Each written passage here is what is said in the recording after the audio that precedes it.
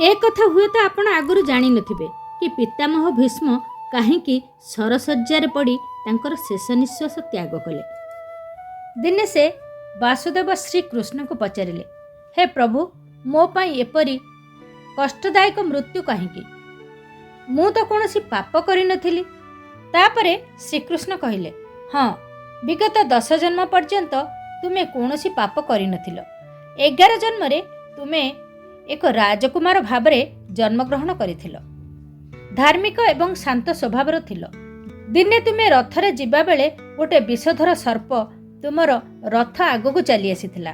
काले से सर्पटी रथ चक तले पड़ी मृत्युवरण करिबो, सेथिपई तुमे रथरु ओह्लाई सरमुନରେ से सर्पटी को दूर को फिंगी देइथिलो। जानिछ से सर्पटी जाई केउठी पड़िथिला? से सर्पटी गोटिए कंटा बुदा भितर पड़ जाइथिला। जेते चेष्टा कला से कंटा भितर बाहरिबाकू से बाहरी पारिलानी। ओलटा बेसी बेसी कंटा ता देह को रक्ताक्त करि चलिला। सेहिठी से अनेक दिन पर्यंत भोक उपास रे पड़ी रही सुखी सुखी मृत्युवरण कला।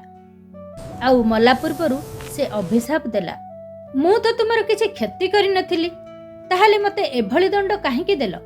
मु जे भली अखिया पिया कंटा बुदा भितर पड़ी छटपट होई जीवन हारुछि, सेही भली तुमे तुमर शेष समय कंटार सज्जारे बा सरसज्जारे पड़ी मृत्युवरण करिब।